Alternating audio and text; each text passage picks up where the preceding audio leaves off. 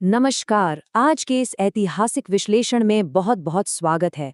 भारतीय इतिहास के एक बेहद ही निर्णायक मोड़ पर बात करने वाले हैं आज। Regulating act 1773। प्रतियोगी परीक्षाओं की तैयारी करने वाले हर एस्पिरेंट के लिए यह विषय सिर्फ एक ऐतिहासिक घटना भर नहीं है, बल्कि यह एक ऐसा फाउंडेशन है जहां से लगातार बार बार प्रश्न पूछे जाते हैं। इसीलिए आज के इस पूरे सेशन को एक डेफिनेटिव एग्जाम प्रेप ब्लूप्रिंट के रूप में डिजाइन किया गया है। हर एक तथ्य, हर एक तारीख और हर एक प्रावधान को बिल्कुल ऐसे डिकोड किया जाएगा कि सब कुछ एकदम क्रिस्टल क्लियर हो जाए। तो चलिए इसमें गहराई से उतरते हैं। आज के इस ब्लूप्रिंट को 4 मुख्य हिस्सों में बांटा गया है। पहला है कॉन्टेक्स्ट, यानी पृष्ठभूमि। दूसरा है कोर एक्ट और उसके मुख्य प्रावधान। तीसरा है असलियत, यानी इसके प्रभाव और विवाद। और अंत में इसके डिफेक्ट्स और आगे क्या हुआ। आइए पहले खंड से शुरुआत करते हैं। पृष्ठभूमि, ईस्ट इंडिया कंपनी का संकट।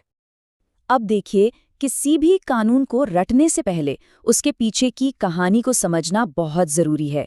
एक कंपनी जो भारत में सिर्फ व्यापार करने आई थी, वो अचानक से इतनी बड़ी रूलिंग पावर कैसे बन गई? जरा इस टाइमलाइन पर नजर डालिए। 1757 में प्लासी का युद्ध और 1764 में बक्सर का युद्ध। इन दो ऐतिहासिक घटनाओं के बाद कंपनी के हाथ में बंगाल, बिहार और उड़ीसा की दीवानी यानी राजस्व वसूलने के अधिकार आ गए। रातों रात कंपनी व्यापारी से शासक बन गई। लेकिन फिर 1770 में बंगाल में एक भयानक अकाल पड़ा। हालात ये थे कि एक तरफ आम जनता भुखमरी से जान गंवा रही थी और दूसरी तरफ कंपनी के अपने अधिकारी रातों रात अमीर हो रहे थे।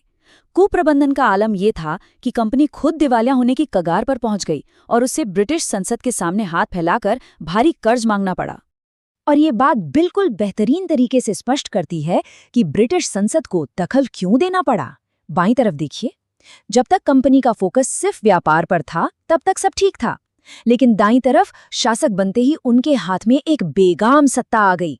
भ्रष्टाचार चरम पर था, अधिकारी अपना निजी व्यापार करके जेबें भर रहे थे और कंपनी खुद कर्ज के बोझ तले दब चुकी थी। मतलब ब्रिटिश संसद को अब समझ आ गया था कि इस बेगाम हाथी को कंट्रोल करना ही पड़ेगा। तो परीक्षा की दृष्टि से ये रहा पहला रैपिड रिवीजन टेक अवे। 1773 का रेगुलेटिंग एक्ट सीधे तौर पर कंपनी के व्यापार से शासन की ओर बढ़ने का ही नतीजा था, जिसके कारण भयानक वित्तीय संकट और बंगाल में बेतहाशा भ्रष्टाचार पैदा हुआ। इस पॉइंट को बिल्कुल दिमाग में सेट कर लेना है। चलिए अब आते हैं दूसरे खंड पर, द कोर एक्ट, सत्ता में एक बहुत बड़ा बदलाव। ये वो पल था जब पहली बार ब्रिटिश संसद ने भारत के प्रशासन में सीधा हस्तक्षेप किया। सबसे पहला और सबसे अहम बदलाव क्या था? बंगाल के गवर्नर के पद का नाम बदल के गवर्नर जनरल ऑफ बंगाल कर दिया गया। और पहले गवर्नर जनरल कौन बने? Warren Hastings. एग्जाम्स के लिए इसे याद रखने की एक बहुत ही सिंपल ट्रिक है, GGBWH, यानी governor general of Bengal Warren Hastings. ये कोई छोटा मोटा नाम का बदलाव नहीं था, ये भारत में सत्ता के केंद्रीकरण की तरफ पहला सबसे बड़ा कदम था। इस पूरे प्रशासनिक पुनर्गठन को इन 3 आसान पॉइंट्स में समेटा जा सकता है।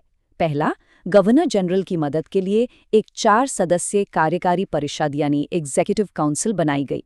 दूसरा, नियम ये बना कि सभी फैसले सख्ती से बहुमत के आधार पर ही लिए जाएंगे। और तीसरा, सबसे बड़ा गेम चेंजर, बम्बई और मद्रास प्रेसिडेंसियों को बंगाल के अधीन कर दिया गया। भारत में एडमिनिस्ट्रेटिव सेंट्रलाइजेशन की शुरुआत बिल्कुल यहीं से होती है।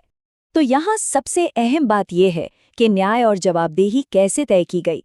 भ्रष्टाचार पर लगाम कसने के लिए 1774 में कलकत्ता में एक सुप्रीम कोर्ट की स्थापना हुई और एलिजा इम्पे इसके पहले चीफ जस्टिस बने।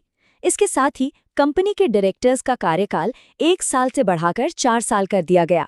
लेकिन असली मास्टर स्ट्रोक था कंपनी के अधिकारियों पर बैन। अब कोई भी अधिकारी निजी व्यापार नहीं कर सकता था और न ही किसी से कोई उपहार या रिश्वत ले सकता था। इस प्रशासनिक बदलाव को ऐसे विजुअलाइज करते हैं। 1773 से पहले का हाल देखिए। बंगाल, बम्बई और मद्रास, ये तीनों प्रेसिडेंसियां अपनी अपनी मर्जी से पूरी तरह स्वतंत्र होकर काम कर रही थीं। लेकिन 1773 के बाद का नज़ारा बिल्कुल अलग था। एक केंद्रीकृत ढांचा तैयार हो गया था, जहां बम्बई और मद्रास को सीधे तौर पर बंगाल के गवर्नर जनरल को जवाब देना था। संसद ने इस पूरी बिखरी हुई व्यवस्था को एक छतरी के नीचे ला दिया। और यहाँ हमारा दूसरा रैपिड रिवीजन टेकअवे सामने आता है। इस एक्ट ने सत्ता को बंगाल में गवर्नर जनरल के अधीन केंद्रित किया और सुप्रीम कोर्ट तथा व्यापार पर प्रतिबंधों के जरिए पहली बार संसदीय निगरानी की मजबूत नींव रखी। अब इतना सब जानने के बाद एक बहुत ही स्वाभाविक सा सवाल उठता है, क्या ये नया केंद्रीकृत प्रशासनिक सिस्टम असल जिंदगी में ग्राउंड लेवल पर सच में काम कर पाया? इसी सवाल का जवाब हमें मिलता है तीसरे खंड में, प्रभाव और संस्थागत टकराव। देखिए, संसद के इरादे भले ही कितने भी स्पष्ट क्यों न रहे हों, पर असलियत बहुत ही उलझी हुई थी। इस कानून में बहुत बड़ी संवैधानिक खामियां थी। अच्छी बात यह थी कि ब्रिटिश सरकार का नियंत्रण शुरू हो गया, लेकिन बुरी बात यह थी कि बहुमत से फैसले लेने के नियम ने गवर्नर जनरल को बेहद कमजोर कर दिया था। एग्जीक्यूटिव काउंसिल में हर वक्त आपसी टकराव चलता रहता था, और सबसे बड़ी सिरदर्दी तब शुरू हुई जब सुप्रीम कोर्ट और काउंसिल के अधिकार क्षेत्रों को लेकर आए दिन आमना सामना होने लगा। अब इस स्लाइड के बारे में सबसे दिलचस्प बात यह है कि नंद कुमार का मामला इस पूरी प्रशासनिक अराजकता का सबसे बड़ा ऐतिहासिक सबूत है। एग्जाम्स में ये केस अक्सर पूछा जाता है क्योंकि ये सुप्रीम कोर्ट और एग्जीक्यूटिव काउंसिल के बीच शक्तियों के टकराव का एक परफेक्ट उदाहरण है। इससे साफ हो गया कि शक्तियों का बंटवारा कितनी बुरी तरह से किया गया था। तो इसे समेटते हुए ये रहा हमारा तीसरा रैपिड रिवीजन टेक अवे। केंद्रीकरण की शुरुआत तो हुई, लेकिन शक्तियों के बिल्कुल अस्पष्ट वितरण ने एक भयंकर प्रशासनिक गतिरोध और संस्थागत टकराव को जन्म दे दिया। अब बढ़ते हैं अपने आखिरी खंड की ओर, कमियां और आगे क्या हुआ, द सक्सेसर्स।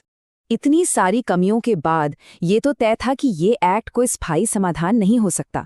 इसकी सबसे घातक कमियां यही थीं कि शक्तियों का पृथक्करण यानी सेपरेशन ऑफ पावर्स बिल्कुल भी क्लियर नहीं था। सुप्रीम कोर्ट और काउंसिल का विवाद जस का तस बना रहा, और सबसे अहम बात, कंपनी पर ब्रिटिश संसद का जो नियंत्रण स्थापित करने की कोशिश हुई थी वो पूरी तरह से बेअसर साबित हुई। आइए आगे बढ़ते हैं और देखते हैं कि ये कैसे आगे जुड़ता है। 1773 का रेगुलेटिंग एक्ट सिर्फ एक पहला और वो भी काफी खामियों वाला कदम था। असली सुधार इसके बाद आया पिट्स इंडिया एक्ट के जरिए। पिट्स इंडिया एक्ट ने उन सभी कमियों पर चोट की और ब्रिटिश सरकार के पूर्ण नियंत्रण को मजबूती से स्थापित कर दिया। मतलब 1773 के डिफेक्ट्स को समझे बिना पिट्स इंडिया एक्ट की अहमियत समझी ही नहीं जा सकती। और अब रिवीजन के लिए ये एक अल्टीमेट विजुअल चीट शीट है। इसे अच्छे से दिमाग में कैप्चर कर लेना है। Governor general Warren Hastings, executive council 4 सदस्य और majority rule, supreme court 1774 Calcutta CJ Elijah Impey, directors का टर्म 4 साल और बंबई मद्रास प्रेसिडेंसी बंगाल के अधीन। बस ये टेबल याद है तो एग्जाम में इस टॉपिक से जुड़े ज्यादातर एमसीक्यूज आसानी से सॉल्व हो जाएंगे। ये है हमारा चौथा और अंतिम रैपिड रिवीजन टेकअवे। 1773 एक्ट की गंभीर संरचनात्मक खामियों की वजह से ही पिट्स इंडिया एक्ट को लाना पड़ा, जिसने फाइनली भारत पर एक असरदार संसदीय नियंत्रण को ठोस रूप दिया। इस ऐतिहासिक विश्लेषण में निष्कर्ष के तौर पर इस एक लाइन को समझना बहुत जरूरी है, ये एक्ट भारत में ब्रिटिश शासन की शुरुआत का फाउंडेशन था।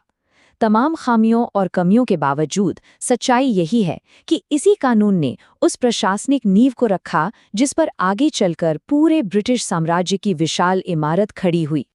और आखिर में एक विचारोत्तेजक सवाल के साथ इस सेशन को रोकते हैं।